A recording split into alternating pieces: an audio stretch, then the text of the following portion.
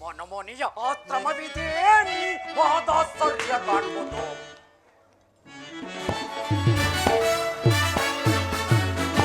ಮನಮೋನಿಯ ಆತ್ರಮವಿದೆ ನೀ ವಾದಾಸರ್ಯ ಕಾಣುವುದು.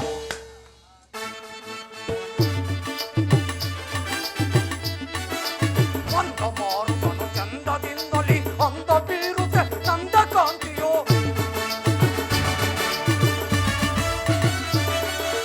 ಮಂದ ಮಾರುತನು ಚಂದದಿಂದಲಿ ಅಂದ ಬೀರುತ್ತೆ ನಂದ ಕಾಂತಿಯೋ.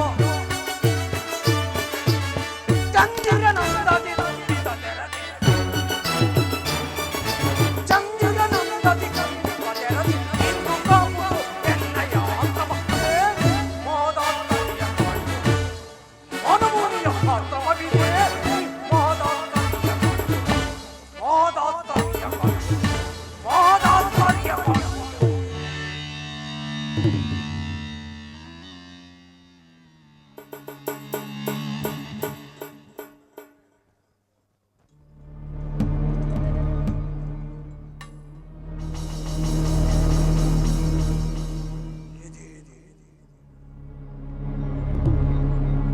ಇದು ವಸಂತ ಕಾಲವಾದರೂ ನನ್ನ ಕಣ್ಣೆದುರಿಗೆ ಎಲೆ ಉದುರಿದ ಕಾಡಿನಂತೆ ನಿಬಿಡವಾಗಿ ಕಾಣುತ್ತಿರುವುದು.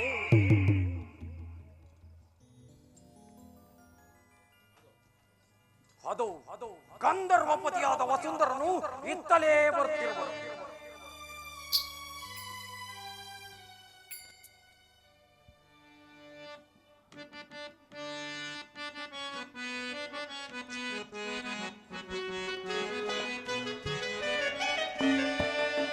ವನವನೋಡೆ ಮನಗೆ ಮೋದ ಗುಲಾಬಿ ಕೋಮಲೆ.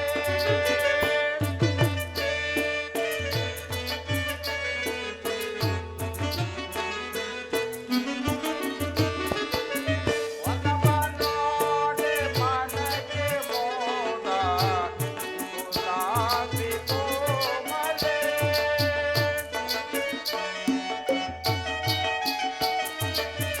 ಮೊದವಾಯ್ತು ಮನದೊಳನಗೆ,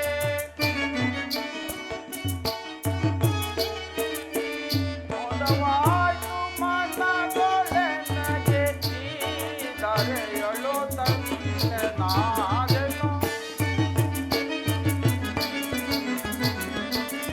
ಈ ಧರೆಯಳು ತನ್ನ ನಾದೆನು. ವನವನೋಡೆ ಮನಗೆ ಮೋದ ಗುಲಾಬಿ ಕೋಮಲೆ. ಮೃಗದೇವನಿಗೆ ನಮಸ್ಕರಿಸುವೆನು. ವಾ ವಸುಂಧರ, ವಾ. ನಿನ್ನ ಬರುವಿಕೆಯನ್ನು ನೋಡಿದರೆ ಏನೋ ಒಂದು ಕಾರ್ಯಾತುರವನ್ನು ತೋರುತ್ತದೆ. ಮೃಗದೇವ, ಜನನ ದಾಸೋಹವನ್ನು ಬಿಡಿಸುವುದಕ್ಕಾಗಿ ಗುರುತ್ವನು ಮಹೇಂದ್ರನಿಂದ ಅಮೃತ ಕಳಸವನ್ನು ತೆಗೆದುಕೊಂಡು ಹೋಗುವ ಸಂಭ್ರಮವು ನನಗಾಯಿತು ಈ ದಿವಸದಲ್ಲಿ. ವಸುಂಧರ, ಅದಾವ ಅಮೃತವನ್ನು ತೆಗೆದುಕೊಂಡು ಹೋಗುವ ಕಾರ್ಯದಲ್ಲಿ ನೀ ನಿರತನಾಗಿರುವೆ. ಪೂಜ್ಯರಿ, ನಾಳಿನ ಸತ್ರಿಯಾಗದಲ್ಲಿ ನಾರಾಯಣನು ಶಿವಸುಧಾಮೃತ ಎಂಬ ಅಮೃತ ಕೊಡವನ್ನು ತೆಗೆದುಕೊಂಡು ಹೋಗುತ್ತಿರುವನು. ಅದನ್ನು ಸೇವಿಸುವುದಕ್ಕಾಗಿ ಹೋಗುತ್ತಿರುವೆ. ಈ ವಿಷಯವು ತಮಗೆ ತಿಳಿಯದೆ? ತಿಳಿದಿದ್ದರೂ ಇರಬಹುದು. ಗಂಧರ್ವನೇ, ಮಕ್ಕಳು ಕಟ್ಟಾಡುವ ಕಟ್ಟೆಯಂತೆ ದೇವತೆಗಳು ಮೂಡಿರುವ ಇದೊಂದು ಆಟ. ಗಂಧರ್ವನೇ, ಸತ್ರಯಾಗ ಅಂದರೇನು? ನೀವುಗಳು ಅಂದರೇನು? ಕಾಲುವೆಯನ್ನು ಹಾರಲು ಸಾಧ್ಯವಿಲ್ಲದವನು ಗಗನಕ್ಕೆ ಹಾರುವನೆಂದು ಹಂಬಲಿಸಿದಂತಾಯಿತು ದೇವತೆಗಳ ಮನೋರಥ. ಮೃಗುದೇವ, ಅಲ್ಲಿಗೆ ಜಗದೀಶ್ವರನಾದ ಪರಶಿವನು ಅಗ್ರ ಪೂಜೆಯನ್ನು ವಹಿಸಿರುವಾಗ ಅದನ್ನು ಮಕ್ಕಳಾಟವೆಂದು ಭಾವಿಸಬಾರದು. ಆ ಪರಶಿವನ ಕರುಣೆಗೆ ಪಾತ್ರರಾಗಿ ಅವನ ದಿವ್ಯ ಸ್ವರೂಪವನ್ನು ನೋಡಬಾರದೆ? ವಸುಂಧರ, ನೋಡಬೇಕಾದ ವಿಷಯಗಳೇನಿದೆ? ಆ ಪರಶಿವನಾದ ಆದ ಋಷಿಗಳಾದ ತಮ್ಮಿಂದ ಹೊರಬೀಳಬೇಕು. ಪರದೇಶಿಯಾದ ಪರಶಿವನು ಪರಮಾತ್ಮನಾಗಿ ಕಾಣಿಸುವನು. ವಸುಂಧರ ವಸುಂಧರ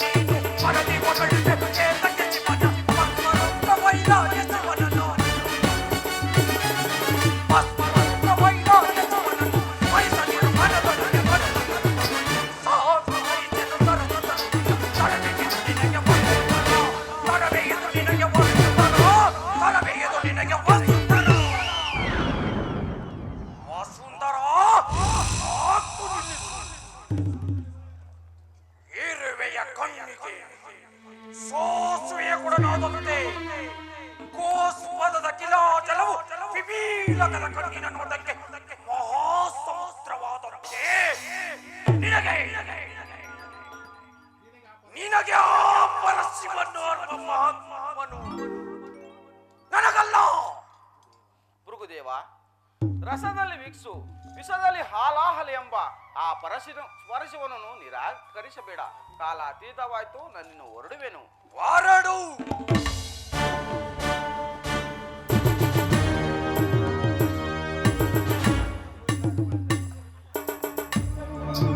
ಸತ್ರಯಾಗ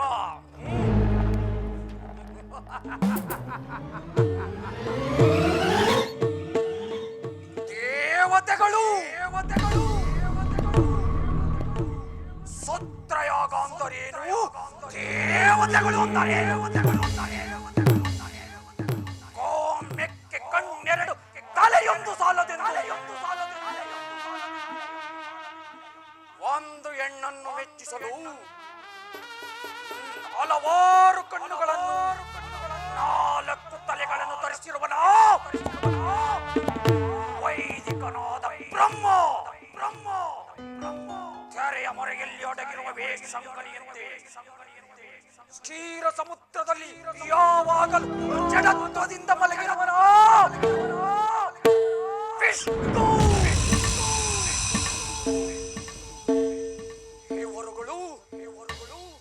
ಇವರುಗಳು ಸತ್ರಯಾಗ ಕಾರ್ಯದಲ್ಲಿ ಭಾಗವಹಿಸುವರಂತೆ ಸತ್ರಯಾಗ ಕಾರ್ಯದಲ್ಲಿ ಹೆಂಡತಿಯನ್ನು ಮೆಚ್ಚಿಸಲು ಸಾವಿರಾರು ಭುಜಗಳನ್ನು ಹೊಂದಿ ಯಾವಾಗಲೂ ಕೈಲಾಸದಲ್ಲಿ ತಕತೈ ಎಂದು ಕುಣಿಯುತ್ತಿರುವ ಆ ಪರಶಿವನನ್ನು ಅಗ್ರ ಪೂಜೆಗೆ ಕರೆತರುವರಂತೆ. ಅಗ್ರ ಪೂಜೆಗೆ ಪರಶಿವನಿಗೆ ಹಣೆಯಲ್ಲಿ ಕಣ್ಣುಂಟು.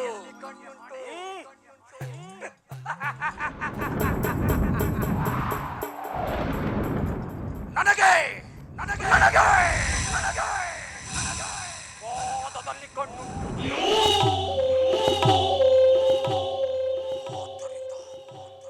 ಆದ್ದರಿಂದ ಆ ಪರಶಿವನು ನನಗೆ ಸರಿಸಮಾನ.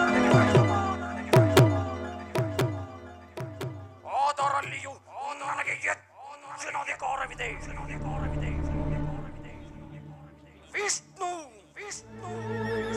ವಿಷ್ಣುವನ್ನು ವಿವೇಕಿಸಿದರೆ ಅವನು ನನಗೆ ಎರಡನೆಯ ಮೂರ್ತಿಯಾಗ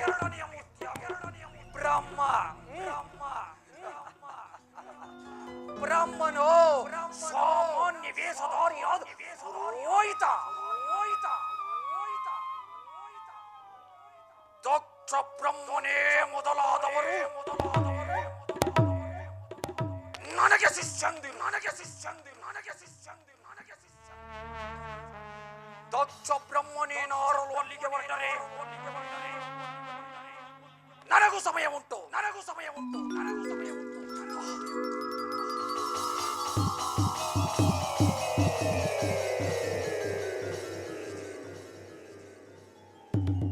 ಇದೇನು ನನ್ನ ಮನಸ್ಸು ಚಂಚಲವಾಗಿತ್ತು.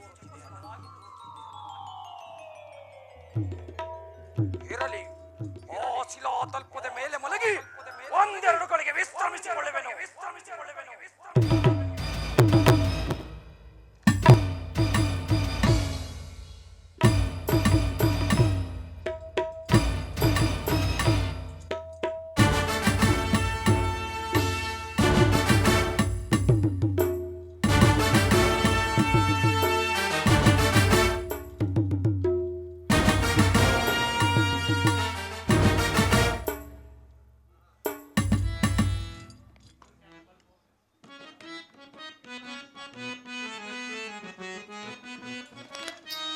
ರಜತಾದ್ರಿವಾಸ ರಮ್ಯ ಕಾಂಬುದ ಭೃಗೋ ನಂದನವೋ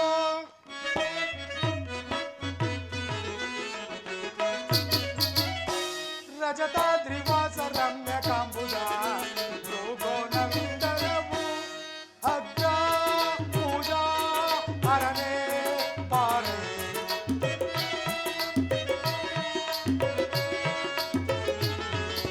ಅಗ್ರ ಪೂಜಾ ಅರನೆ ಮಾರೆ ಅಗ್ರ ಪೂಜಾ ಅರನೆ ಮಾರೆ ಅಗ್ರ ಪೂಜಾ ಅರನೆ ಮಾರೆ ಭೃಗು ಮೌನಿ ಗರ್ಭ ವಿಗತೋರ್ಪುದನ್ ರಜತಾದ್ರಿವಾಸ ರಮ್ಯ ಕಾಂಬುದ ಭೃಗೋ ನಂದನವೋ ಮೌನಿ ನೇತ್ರ ರಮ್ಯ ಕಾಂಬುದ ರೋಜಿ ಚರಣದಲ್ಲೇ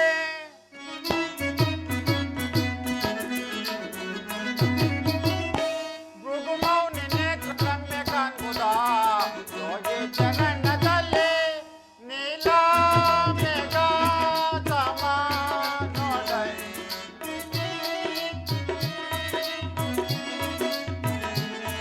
ನೀಲ ಮೇಘ ಸಮ ನೋಡೈ ನೀಲ ಮೇಘ ಸಮ ನೋಡೈ ನೀಲ ಮೇಘ ಸಮ ನೋಡ ಭೃಗುಮೌನಿ ಗರ್ಭಮಿಗೆ ತೋರ್ಪುದೆಂತು ಭೃಗುಮೌನಿ ನೇತ್ರ ರಮ್ಯ ಕಾಂಬುದ ಭೃಗು ನಂದನವೋ ನಿಜ ಯೋಗ ಭಾಗ್ಯದಿಂದಾಗಭೂಷಣ ಯಾಗ ಭಾಗ್ಯವನ್ನು ಕರುಣಿಸು ನೀ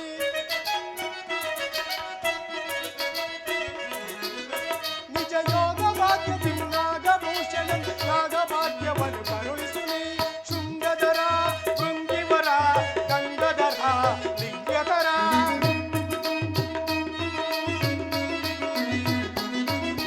ಶೃಂಗಧರ ಭೃಂಗಿವರ ಗಂಗಧರ ಲಿಂಗಧರ ರಜತಾದ್ರಿವಾಸ ರಮ್ಯ ಕಾಂಬುದ ಭೃಗೋ ನಂದನವೋ ನಿಜ ಭಕ್ತನಾದವರ ಬಿಟ್ಟು ನೀನು ನಿಜ ಭಕ್ತಿಗಾಗಿ ನಾ ಮನವೊಲಿದೆ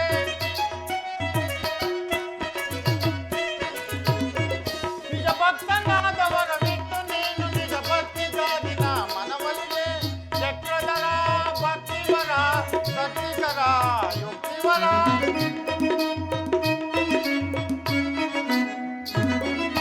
ಚಕ್ರಧರ ಭಕ್ತಿವರ ಸತ್ಯಕರ ಯುಕ್ತಿವರ ಭೃಗುಮೌನಿ ನೇತ್ರ ರಮ್ಯ ಕಾಂಬುದ ಭೃಗು ನಂದನವೋ ಕ್ಷೀರಸಾಗರನೇ ಅಲ್ಲಿ ನೋಡು ಈ ವನಬದ್ಧದ ದಟ್ಟವಾದ ಒಂದು ಮರದಡಿಯಲ್ಲಿ ಯಾವಳ ಗಂಧರ್ವ ಸುಂದರಿಯು ಅಲ್ಲಿ ಕಾಣುವ ಸರೋವರದಲ್ಲಿ ಸ್ನಾನ ಮಾಡಿ ತನ್ನ ಕೆದರಿದ್ದ ಮುಡಿಯನ್ನು ಒಣಗಿಸಲೋಸುಗ ಭೂಗರ್ಭದ ಮೇಲೆ ಮಲಗಿರುವಳೋ ಏನೋ ಎಂಬಂತೆ ಅರ್ಧ ಶರೀರವು ಕಾಣುತ್ತಿರುವುದು.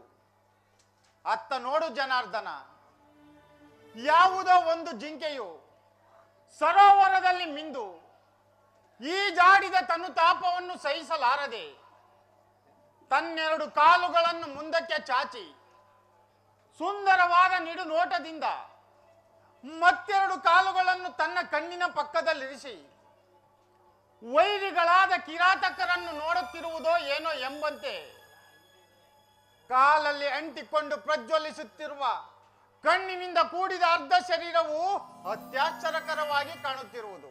ಸದಾ ಶಿವದೇವ, ಪ್ರಪಂಚದಲ್ಲಿ ತಮಗೆ ತಿಳಿಯದ ಅತ್ಯಾಶ್ಚರ್ಯಕರವಾದ ಸಂಗತಿ ಏನಿರುವುದು? ಆ ಮರದ ಕೆಳಗೆ ಮಲಗಿರುವ ಮಹಾತ್ಮನೇ ಭೃಗುದೇವನಲ್ಲವೇ? ಅದು ನನಗೂ ತಿಳಿದಿರುವುದು ಜನಾರ್ದನ.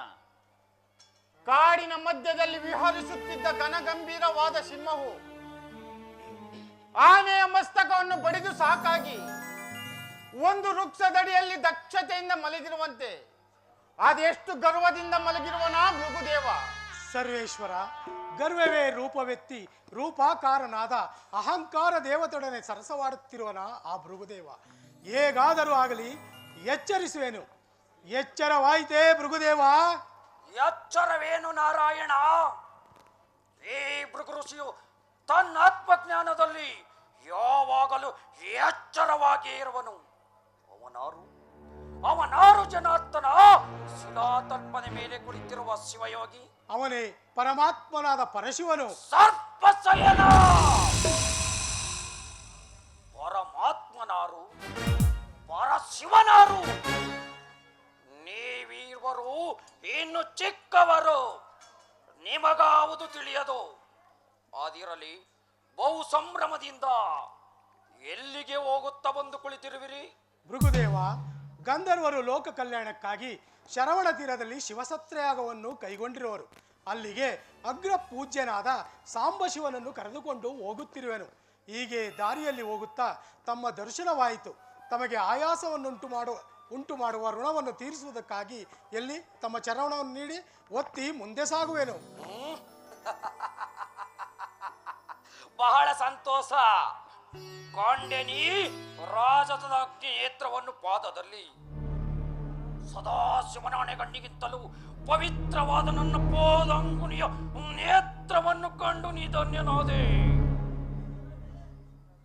ಅದಿರಲಿ, ಹೇ ಸದಾಶಿವ ಮೂರ್ತಿಯೇ, ನೀನೇಕೆ ಈ ಮೌನವಾಗಿ ಕುಳಿತಿರುವೆ? ಮೌನವಲ್ಲದೆ ನಿನ್ನೊಡನೆ ಮಾತೇನು ಭೃಗು ಋಷಿಯೇ? ಹಾಗಾದರೆ ನನ್ನೊಡನೆ ಮಾತನಾಡಲು ಸಾಧ್ಯವಿಲ್ಲವೇ? ಇಲ್ಲ, ಯಾವಾಗಲೂ ಈ ಸದಾಶಿವ ಮೂರ್ತಿಯು ನಿನ್ನಂತ ವಿವೇಕ ರಹಿತರೊಡನೆ ಮಾತನಾಡುವುದಿಲ್ಲ. ಹಾಗಾದರೆ ನೀನು ಬಹುಜಾಣನು. ನನ್ನೊಡನೆ ಮಾತನಾಡುತ್ತಾ ಕುಳಿತಿರುವ ನಾರಾಯಣನು ನಾನು ವಿವೇಕ ರಹಿತರು. ಅದನ್ನು ನೀನೇ ವಿವೇಚಿಸಬೇಕು ಭೃಗು ಋಷಿಯೇ. ಕೇಳು, ಕಾಡಿನಲ್ಲಿ ಬೆಳೆದಿರುವ ದಟ್ಟವಾದ ಬಿದಿರುಗಳು ಒಂದಕ್ಕೊಂದು ತಿಕ್ಕಾಡಿ ಅದರಿಂದ ಉಂಟಾದ ಅಗ್ನಿಯು ಇಡೀ ಕಾಡನ್ನೇ ದಹಿಸುವಂತೆ ವಿಷಯಾನಂದಗಳು ನಿನ್ನ ಜೀವಾತ್ಮದ ಪೊರೆಯ ಮೇಲೆ ಭಯಂಕರವಾದ ಹಾವಿನ ಮೈಬಣ್ಣವನ್ನು ಮುಚ್ಚಿರುವ ಉತ್ತದ ಮಣ್ಣಿನಂತೆ ದಿನೇ ದಿನೇ ನಿನ್ನ ರಾಜಸ ಗುಣವೆಂಬ ಅಹಂಕಾರವು ನಿನ್ನ ಮೈಬಣ್ಣವನ್ನು ಮುಚ್ಚುತ್ತದೆ. ಯಾವಾಗಲೂ ಮಮತೆಯಿಂದ ತರಗೆಲೆಯನ್ನು ಮೇಯುವ ಮೇಕೆಯು ತುಪ್ಪದ ಸವಿಯನ್ನು ಬಲ್ಲದೆ ಮಹಾತ್ಮ ಭೃಗು ಋಷಿ ಎಂದು ಅನೇಕ ಋಷಿಗಳಿಂದ ಹೆಸರಾಂತ ನಿನ್ನ ಅಹಂಕಾರವು ಎಲುಬನ್ನು ಕಡಿದ ಹೆಬ್ಬುಲಿಯು ಕಬ್ಬನ್ನು ಬಯಸಿದಂತಾಯಿತು. ಕೇಳು, ಕಣ್ತೆರೆದು ನೋಡು, ನಿನ್ನ ಆತ್ಮನಲ್ಲಿ ಆತ್ಮನ ಯಾರೆಂಬುದನ್ನು ವಿಚಾರಿಸು. ಧರ್ಮಕ್ಕೆ ಶಿರವಾಗಿ ಸುಖಿಯಾಗು. ಅದನ್ನು ನಾನು ನಿನ್ನಿಂದ ಕೇಳಿ ತಿಳಿದುಕೊಳ್ಳಬೇಕಾಗಿಲ್ಲ. ಹೇಳು, ಆ ನಿನ್ನ ಕೊಟ್ಟು ಗಣಗಳಿಗೆ ಕೈಲಾಸದಲ್ಲಿ ನಿಧಾನಿಸು ಜನಾರ್ದನ. ನೀವೀರುವರು ಒಂದೇ ಸಂಕಲ್ಪವನ್ನು ವಹಿಸಿ ನನ್ನಲ್ಲಿ ವೈರತ್ವ ಸಾಧಿಸಲು ಬಂದಿರುವಿರಿ. ನೀನಿನ್ನು ಹೊರಡಬಹುದು ಆ ನಿನ್ನ ಸದಾಶಿವ ಮೂರ್ತಿಯೊಡನೆ. ಭೃಗುದೇವ, ತೊಟ್ಟು ಮಾಗದೆ ಹಣ್ಣು ಕಳಚಿ ಬೀಳುವುದಿಲ್ಲ. ಹೊರಡುವೆನು ಒಂದೆರಡು ಗಳಿಗೆಯಲ್ಲಿ. ಬಾ ಕೌಸ್ತುಪಧಾರಿ, ತಳು ಮಾಡಬೇಡ. ನಿನ್ನ ಕಾರ್ಯದರಿವಿಲ್ಲ ಈ ಭೃಗುಮುನಿಗೆ.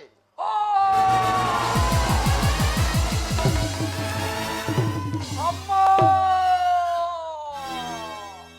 ಭೈರವಿ, ದರ್ಶಕ ಹೋಗಿದ್ವಾ ಓಟವನ್ನಂದಿರಿ? ಮುನಿಗೆ ವಂಚನೆಯನ್ನು ಮಾಡಿದ ವಿಘಾತ. ಮುನಿಗೆ ವಂಚನೆಯನ್ನು ಮಾಡಿಲ್ಲ. ನಾನಲ್ಲವೇ ಮುನಿಗಳಲ್ಲಿ ಅಗ್ರಸ್ಥಾನವನ್ನು ವಹಿಸಿರುವ ಭೃಗುದೇವ. ನೀನೇಕೆ ಅಗ್ರಸ್ಥಾನದಲ್ಲಿ ಆದೆ ಭೃಗುದೇವ? ನೀನೋರ್ವ ರಾಜಸಿಂದ ಕೂಡಿದ ಜಟಾಧಾರಿ. ನಿನ್ನ ವೇಷಭೂಷಣಗಳನ್ನು ನೋಡಿದರೆ ಸಾಮಾನ್ಯ ಶಿವಯೋಗಿಯಂತೆ ಕಾಣುವೆ. ನಿನ್ನಾತ್ಮನಲ್ಲಿ ಶಿವನಿಲ್ಲ. ಕುಂದಣದ ಎರಕದಂತೆರಕವಾಗಿದ್ದ ನನ್ನ ಪಾದಂಗುಲಿಯ ನೇತ್ರವನ್ನೇಕೆ ಕಿತ್ತಿಸದೆ? ಇದೆಯೋ ನೀನು ಕಲಿತಿರೋ ಮಹತ್ತರವಾದ ಮೋಸ. ಮೋಸವಲ್ಲ, ಋಷಿಯೋರ್ವನ ಅಹಂಕಾರವನ್ನು ಕಿತ್ತೆಸೆದು ಉಪಕಾರ ಕಲ್ಪಿಸಿದ ಕಾರ್ಯವು ಮೋಸವೇ? ಶಾಂತನಾಗು ಭೃಗುದೇವ. ನಿನಗಾದ ಪ್ರಾಯಶ್ಚಿತ್ತದಿಂದ ನೀನೇ ಹಂಬಲಿಸುವೆ. ಪ್ರಾಯಶ್ಚಿತ್ತ ಪ್ರಾಯಶ್ಚಿತ್ತ ಯಾರಿಂದ ಯಾರಿಗೆ ಪ್ರಾಯಶ್ಚಿತ್ತ ದ್ರೋಹಿ? ಮುನಿಗೆ ವಂಚನೆಯನ್ನು ಮಾಡಿದ ವಿಘಾತ. ಯಾವ ಮಹಾತ್ಮ ಋಷಿಯು ತನ್ನ ಮಹತ್ವಾಕಾಂಕ್ಷೆಯನ್ನು ಈಡೇರಿಸಬೇಕೆಂದು ಒಂದು ಉಗ್ರವಾದ ಧರ್ಮವನ್ನು ಧರಿಸಿರುವನೋ ಅಂತ ಭೃಗುದೇವನ ಕೋಪಾಗ್ನಿ ಯಜ್ಞ ಭಾಗಕ್ಕೆ ನೀವೆಲ್ಲರೂ ಆಗ ನೀಲಮೇಘ ಸಾಮನಾಗಿ ಅಷ್ಟವಸುಗಳಿಗೆ ದೇವನಾಗಿ ಅಷ್ಟ ಮಹಾಲಕ್ಷ್ಮಿಯಿಂದ ಪರಿಶೋಭಿಸುತ್ತಿರುವ ನೀನು ಭೂಲೋಕದ ದಶಯಾಣಿಗಳಲ್ಲಿ ಜನ್ಮವೆತ್ತು ಇದೇ ಈ ಭೃಗುದೇವನ ಅನೇಕ ತಪಸ್ಸಿನ ಅತ್ಯುಗ್ರವಾದ ಶಾಪ. ನಿನಗೆ ನೀನೇ ಗುರು ಎಂದು ಅಹಂಕರಿಸುವೆ. ನಿನ್ನ ಪ್ರತಿಜ್ಞೆಯನ್ನು ನೀನೇ ಬಲ್ಲೆ. ಅದರಿಂದ ನನಗೇನೂ ತೊಂದರೆ ಇಲ್ಲ.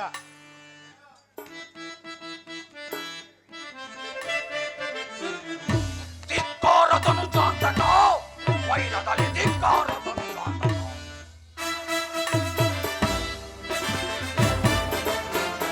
ಧಿಕ್ಕಾರದನು ಜಾತಕ ವೈರದಲ್ಲಿ ಧಿಕ್ಕಾರದನು ಜಾತಕ. ಮಳೆಯಾಗ್ನಿಯಂತೆ ಜಗವು ದೇವನಾನಿಂದ ಮಳೆಯಾಗ್ನಿಯಂತೆ ಜಗವು ದೇವನಾನಿ ಕದಬಡಿದು ಬಂಧಿಸುವೆ. ಸಂಧಾನದಲ್ಲಿ ನಿಂತು ಕಿತ್ತೆಸೆದ ನೇತ್ರವನು ಧಿಕ್ಕಾರದನು ಜಾತಕ ವೈರದಲ್ಲಿ ಧಿಕ್ಕಾರದನು ಜಾತಕ. ಮಳೆಯಾಗ್ನಿಯಂತೆ ಜಗವು ದೇವನಾನಿಂದ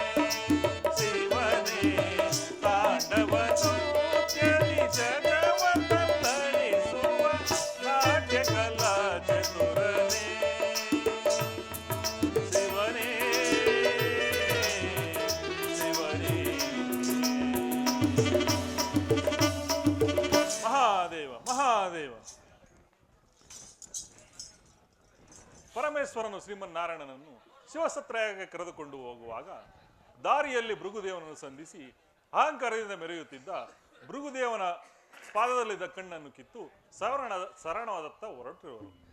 ಅತ್ತ ಕಡೆ ದೇವತೆಗಳು ಶಿವಸತ್ರಯಾಗವನ್ನು ಮಾಡಲು ಬ್ರಹ್ಮನೊಡನೆ ಗಂಗಾ ತೀರದಲ್ಲಿ ನೆರೆದಿರುವರು. ಅಲ್ಲಿಗೆ ದಕ್ಷ ಬ್ರಹ್ಮನಿಗೂ ಬರುವ ಅಧಿಕಾರ ಉಂಟು. ಹೀಗಿರುವಾಗ ಪರಮೇಶ್ವರನಿಗೆ ಅಗ್ರ ಪೂಜೆಯನ್ನು ಕೊಟ್ಟರೆ ದಕ್ಷ ಬ್ರಹ್ಮನಿಗೆ ಕೋಪ ಬಂದರೂ ಬರಬಹುದು. ಇರಲಿ, ನಾನೀಗಲೇ ಹೋಗಿ ಮುಂದಾಗುವ ಕಾರ್ಯವನ್ನು ನೋಡುವೆನು. ಮಹಾದೇವ ಮಹಾದೇವ. ಅದು ಶಿವಭಕ್ತ ಶಿಖಾಮಣಿಯಾದ ದದೀಚಿ ದೇವನು ಇತ್ತಲೇ ಬರುತ್ತಿರುವರು.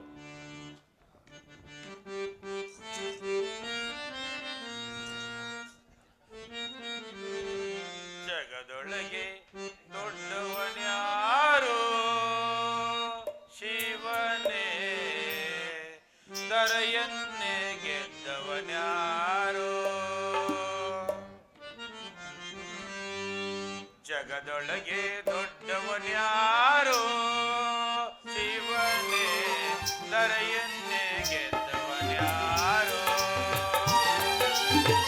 ಅಂದಿನಿಂದ ಇಂದಿನವರೆಗೂ ಬಾಳಿ ಬದುಕಿ ಉಳಿದವರ್ಯಾರು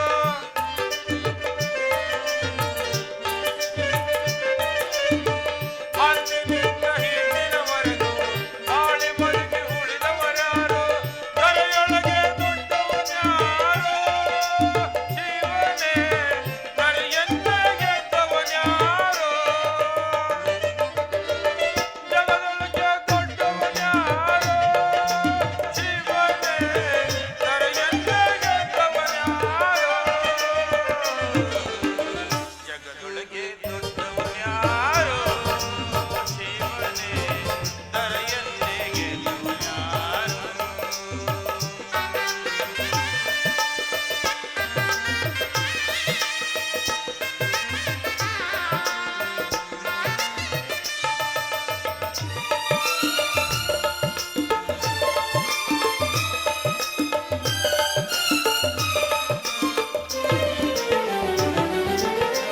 ದಾನ ಧರ್ಮ ಮಾಡಿದ ಜೀವ ಕರುಣೆ ಪ್ರೀತಿ ತೋರಿದ ಭಾವ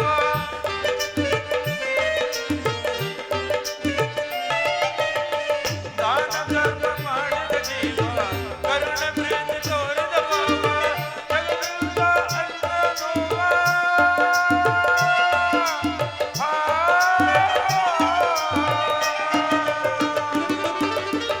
ಅರಿಯಲಿಲ್ಲ ಮನದ ನೋವ ಗೆಲ್ಲಲಿಲ್ಲ ಜಗದ ಕಾವ ಗೆಲುವು ಯಾವುದೋ ಶಿವನೇ ಸೋಲು ಯಾವುದೋ ಶಿವನೇ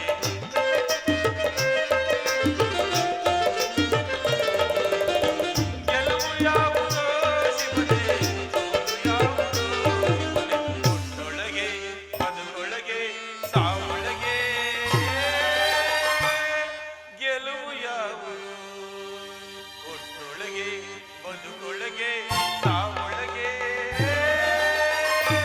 ಗೆಲುವು ಯಾವುದು ಜಗದೊಳಗೆ ದೊಡ್ಡವನ್ಯಾರೋ ಶಿವನೇ ಕರೆಯನ್ನೇ ಗೆದ್ದವನ್ಯಾರೋ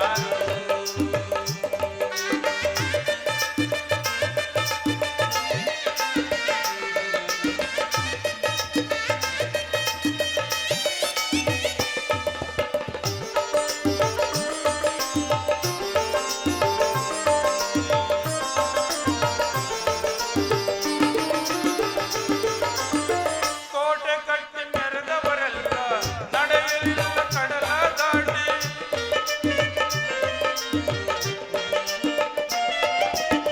ಕೋಟೆ ಕಟ್ಟಿ ಮೆರೆದವರೆಲ್ಲ ನಡೆಯಲಿಲ್ಲ ಕಡಲ ದಾಟಿ ಮೀಸೆ ತಿರುಗಿ ಉಳಿದವರೆಲ್ಲ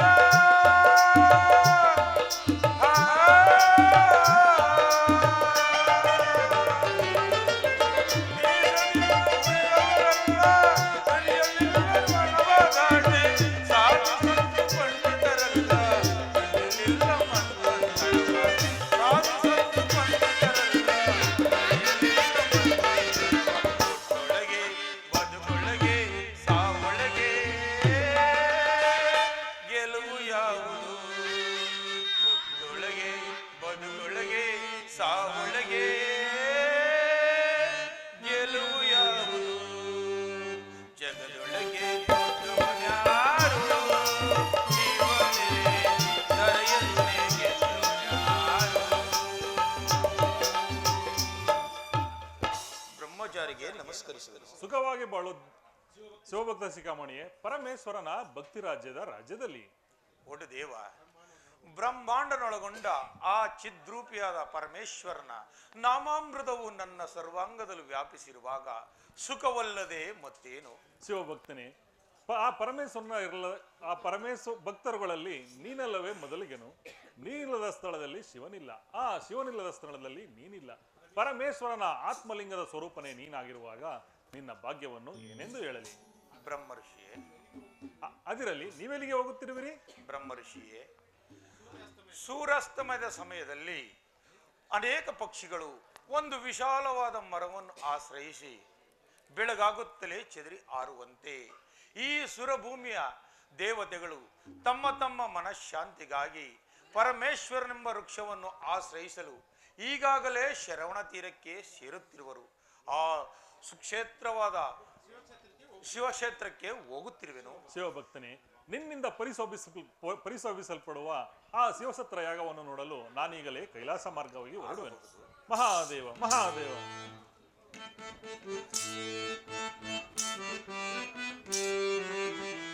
ಪ್ರಣವ ಸ್ವರೂಪದ ಕೈಲಾಸವಾಸ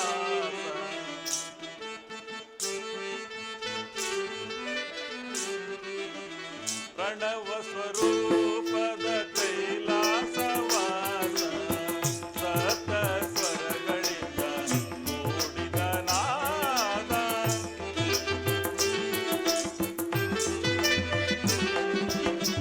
ಪ್ರಣವ ಸ್ವರೂಪದ ಕೈಲಾಸವಾಸ ಸತ ಸ್ವರಗಳಿಂದ ಕೂಡಿದ ನಾದ ನಾಗರಾಜ ಪ್ರಿಯ ಓಡಿಗನಾದ. ಮಹಾದೇವ ಮಹಾದೇವ. ನಾಗರಾಜ ಪ್ರಿಯ ಓಡಿಗನಾದ ಬೇಡಿದ ವರ ಕೊಡುವ ದಯಾಳುವಾದ.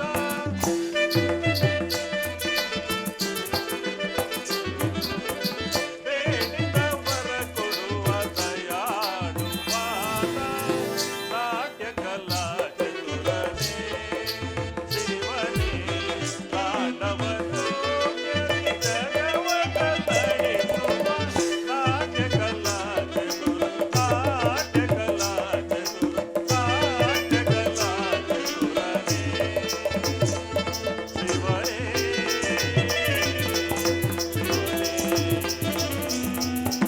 ಮಹಾದೇವ ಮಹಾದೇವ.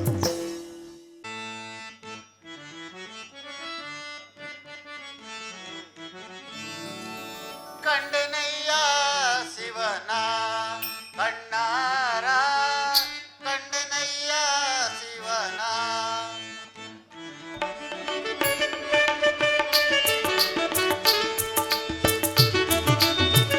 ಕಂಡನಯ್ಯ ಶಿವನ ಕಣ್ಣಾರ ಕಂಡನಯ್ಯ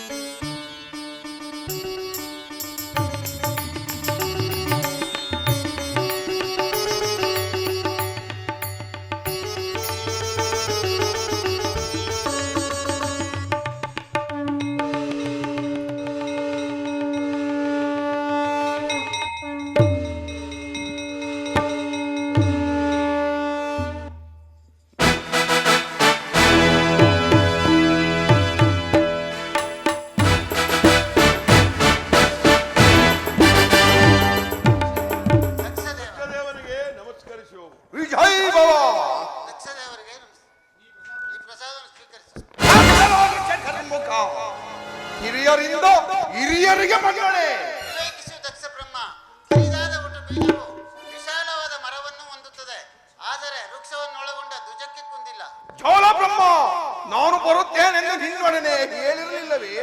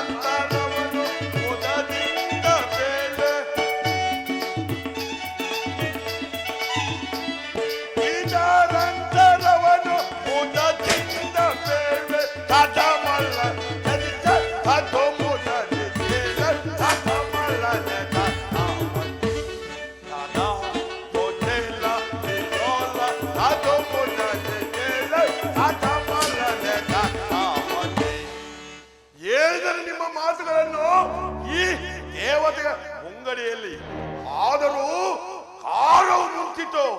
ಏನು ಅಪ್ರತಿಮ ಸೌರಿ ಧರಂಧರನಾದ ಈ ದಕ್ಷ ಬ್ರಹ್ಮನ ಮಾತುಗಳು ದೇವತೆಗಳ ಸಮ್ಮೇಳನದಲ್ಲಿ ಉಲ್ಲಂಘನೆಯೇ? ಸಂಶಯವೇನು ದಕ್ಷ ಬ್ರಹ್ಮ? ಸಂಶಯಕ್ಕೆ ಕಾರಣವಿಲ್ಲ. ಸದಾಶಿವ ಮೂರ್ತಿಯು ಸರ್ವಲೋಕಗಳನ್ನು ಆರೈಸುತ್ತಿರುವರು. ಏನು ಹೇಳಿದೆ ಸತಿಯನ ವಂಚಕ? ಶಾಂತನಾಗು ದಕ್ಷ ಬ್ರಹ್ಮ. ಶಾಂತಿ ಮೂರ್ತಿ ಮುಂಗಡೆಯಲ್ಲಿ ದಿಟ್ಟತನವೇ? ಪರಮೇಷ್ಠಿಯೇ, ನೆರೆದವರ ಸುರ ಗುಂಪಿನಲ್ಲಿ ನೀನೊಬ್ಬ ಹಿರಿಯನೆಂದು ತುಂಬದಿದ್ದೆ. ಸಾಕು ಬಾಯಿ ಮುಚ್ಚು. ಮುಂದುವರಿಯಬೇಡ ದಕ್ಷವೀರ. ಮುಂದುವರಿದರೆ ನನಗೆ ಮಹೇಶನ ಭಯವಿಲ್ಲ ಪ್ರಭುದೇವ. ನಾನು ಮಯಸ್ಸನ ಭಯಕ್ಕಾಗಿ ಮಾತನಾಡಲಿಲ್ಲ, ನಿನ್ನ ಇದಕ್ಕಾಗಿ ಮಾತನಾಡಿದನು. ಅದನ್ನು ನಾನು ಚೆನ್ನಾಗಿ ಬಲ್ಲೆನು. ಆ ಶಿವ, ಈ ಶಿವ ಸದಾಶಿವನೆಂದು ಹೊಗಳುತ್ತಿರುವರು ಪಟ್ಟು ಗಣವನನ್ನು. ಈ ಬ್ರಹ್ಮನಂತಹ ಗೊಡ್ಡು ವೈದಿಕನು ಅವನೆಲ್ಲಿ ಸಾಂಬ ಶಿವ. ಅಲ್ಲಿ ನೋಡು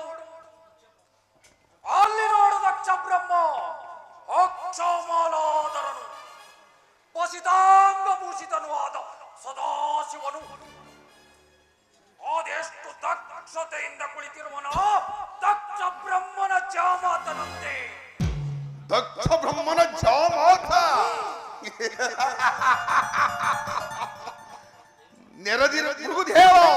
ನೆರೆದಿರುವ ದೇವತೆಗಳ ಸಮ್ಮೇಳನದಲ್ಲಿ ಎಲ್ಲರೂ ನನಗೆ ಬಹು ನಮ್ರತೆಯಿಂದ ನಮಸ್ಕರಿಸುವಾಗ ಅವನೇಕೆ ಸ್ತಬ್ಧನಾಗಿ ಕುಳಿತಿರುವನು ಪ್ರಭುದೇವ? ಅದೊಂದು ಹೊಳೆಯ ಮಾವಂದಿರ ಮೌನ ಭಾವ. ಋಷಿದೇವ, ಬಾಯಲ್ಲಿ ಮೌನವಾಗಿದ್ದರೂ ಕೈಯಲ್ಲಿ ಹೋದರೂ ನಮಸ್ಕರಿಸಬಹುದೇ? ಅವನೇನು ಸದಾಶಿವನೇ? ಅಲ್ಲ, ಅವನೋರ್ವ ಸುರವೇಷವನ್ನು ಧರಿಸಿರುವ ಅದೊಂದು ಮೂಗು ಮಾರಿ. ದಕ್ಷ ಬ್ರಹ್ಮ, ಮಾರಿ ಎಂದೆನೆ ಬೇಡ ಮಹಾದೇವನಂತೂ. ಮಾರಿಯಂತೆ ಮುರಿದು ಮರದೇಳುವ ಮನವನ್ನು ಮನ್ನಿಸಿ ಮಹಾದೇವನ ಭಕ್ತಿಯಲ್ಲಿ ಮನವಿಡಬೇಕು. ಅಂತೆಯೇ ಪರಮೇಶ್ವರನ ಮುಂಗಡೆಯಲ್ಲಿ ಯಾರ ಪೌರುಷವೂ ನಡೆಯಲಾರದು. ಏನು ಹೇಳಿದೆ ಸತಿಯರ ವಂಚಕ? ನಿನಗಾದ ಪರಿಭಾವವನ್ನು ಜ್ಞಾಪಕದಲ್ಲಿಡು. ನಿನ್ನ ಮುಂಗಡೆಯಲ್ಲೇ ನಿನ್ನ ಮಹಾದೇವನಿಗೆ ಮತ್ತೊಂದು ಪ್ರಾಯಶ್ಚಿತ್ತವನ್ನು ಸಂಕಲ್ಪಿಸುವೆನು. ಬುಡನ ತರಿವೆ ದುರದೀರನ, ಬುಡನ ತರಿವೆ ದುರದೀರನ,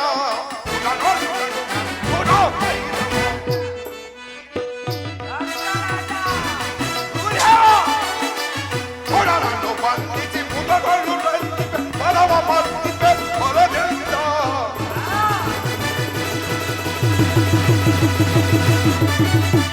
ಬುಡನನ್ನು ಬಂಧಿಸಿ ಮುದಗಳು ಪರವ ಮರ್ತಿಪೆ ಹೊರದಿಂದ.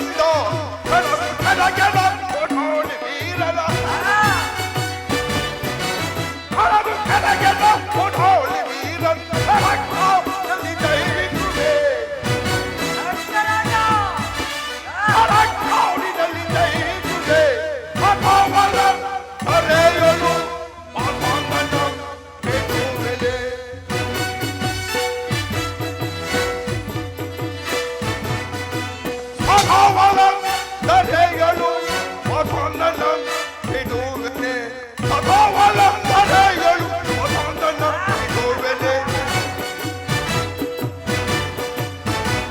ಸದಾವಲಂಬನೆಗಳು ವಸಂತನ ಬಿಡುವೆನೆ ಉಡನಳು ಗಡುಗರ ವೈರವ ಉಡನ ತರಿವೆ ದುರಗೀರಲ ಉಡನಳು ಗಡುಗರ ವೈರವ ಉಡ ವೈರವ ಉಡ ವೈರವ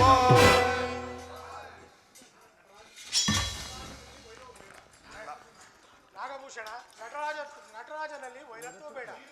ಕ್ಷೀರಬೇಡ ನಾಗಭೂಷಣ ನಟರಾಜನೆಂದು ಹೇಳುತ್ತಿರುವೆಯ ನಾಟ್ಯ ರಾಣಿ. ಇದಲ್ಲ ನಿನ್ನ ಶ್ರೀರಾಮ್ತಿಯ ರಂಗಭೂಮಿ. ಕೇಳಿದೆ ಆ ಭೃಗುದೇವ ಆ ದೇವತೆಯ ಮಾತನ್ನು.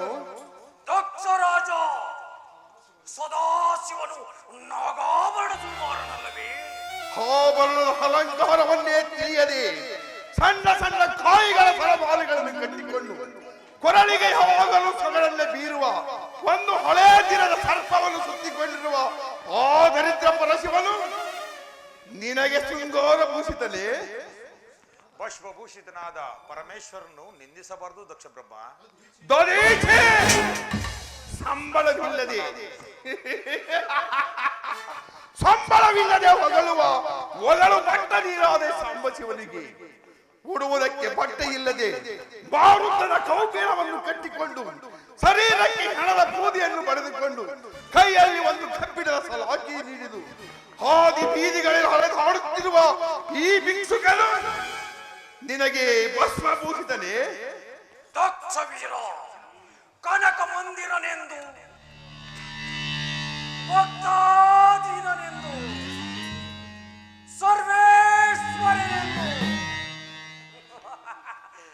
ಆ ಮಗಳಾದ ಸತಿಯನ್ನು ವಿವಾಹ ಮಾಡಿದ ಆ ವೈಭವದ ಮಾತನ್ನು ಮರೆತೆಯಾ?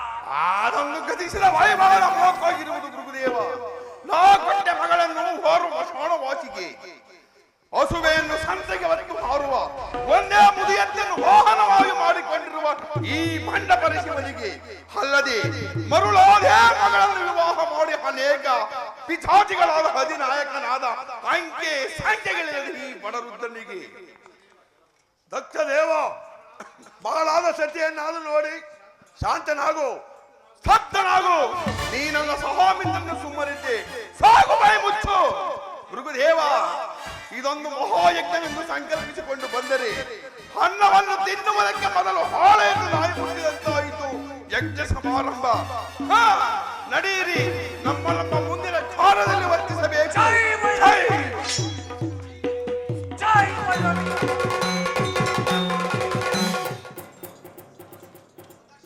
ಸದಾಶಿವ ಮೂರ್ತಿಯೇ, ಮನ ಬಂದಂತೆ ಮಾತನಾಡಿದ ದಕ್ಷನ ಮಾತಿನಲ್ಲಿ ಮನನೊಯಿಸಬಾರದು. ಮದಮುಖರ ಮಾತಿಗೆ ಮರುಗಲೇಕೆ ಜನಾರ್ದನ? ಮದಮುಖರು ಮಹತ್ತರವಾದ ಕಷ್ಟಗೀಡಾಗುವರು ಅವರ ಮುಂದಿನ ಕಾಲಚಕ್ರಗತಿಯಲ್ಲಿ.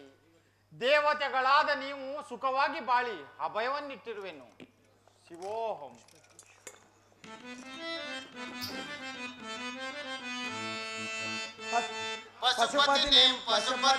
ಪಶುಪತಿ ಪರಮ ಪಾಲನೇತ್ರ ಶೂಲಪಾಣಿ ಶುಭ ವಿಭವದನ. ಪಶುಪತಿ ಪರಮ ಪಾಲನೇತ್ರ ಶೂಲಪಾಣಿ ಶುಭ ವಿಭವದನ.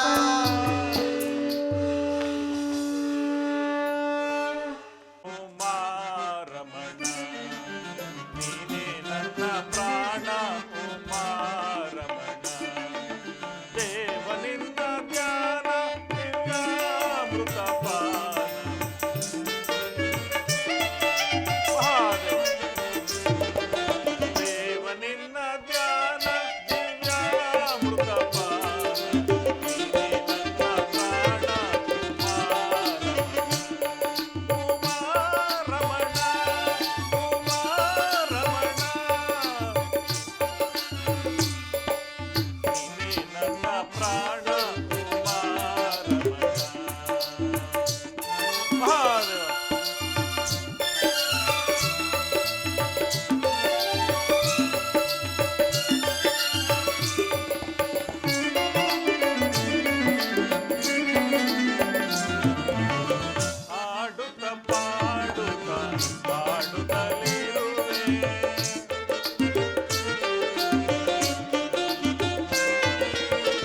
ಆಡುತ್ತ ಪಾಡುತ್ತ ಆಡುತ್ತಲಿರುವೆ ಆಡುವ ಆಸೆಯ ನೀಡುತ್ತಿರುವೆ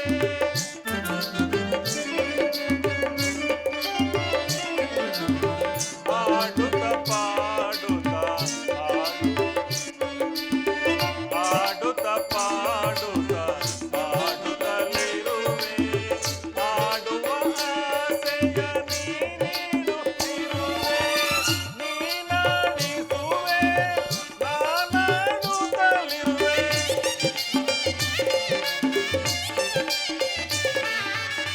ನೀನಾಡಿಸುವೆ ನಾನಾಡುತ್ತಲಿರುವೆ ಎನ್ನೊಳು ಆನಂದ ನೀ ತುಂಬಿರುವೆ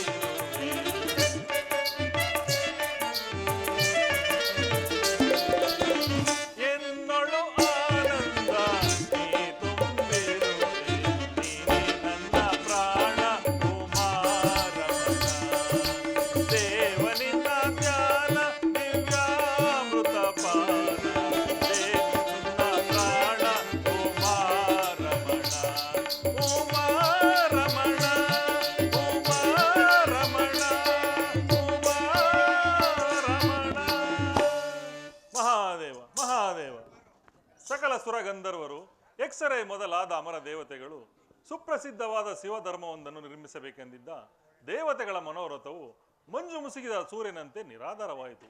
ಕುತೂಹಲಭರಿತರಾಗಿದ್ದ ದೇವತೆಗಳು ಲೋಕಪಾವನನಾದ ಶಂಕರನಿಂದ ಇದನ್ನು ನಿವಾರಿಸಲು ಸಾಧ್ಯವೆಂದರಿತು ಸಕಲ ದೇವತೆಗಳಿಗೂ ಹಾಗೂ ಸಕಲ ಋಷಿಗಳಿಗೂ ಪೂಜೆಗೆ ಬರುವಂತೆ ಆಹ್ವಾನಿಸಿದರು. ಅಲ್ಲಿ ಶಂಕರನನ್ನು ಅಗ್ರ ಪೂಜಾ ದೇವನನ್ನಾಗಿ ಮಾಡಿದರು. ಇದರಿಂದ ಪರಮೇಶ್ವರನ ಮೇಲೆ ಕುಪಿತನಾದ ದಕ್ಷ ಬ್ರಹ್ಮನು ಮುಂದೇನು ದುರಾಲೋಚನೆ ಮಾಡಿರುವನೋ ಏನೋ ಇರಲಿ, ನಾನೀಗಲೇ ಹೋಗಿ ನೋಡಿಕೊಂಡು ಮುಂದಿನ ಕಾರ್ಯದಲ್ಲಿ ವರ್ತಿಸುವೆನು. ಮಹಾದೇವ ಮಹಾದೇವ.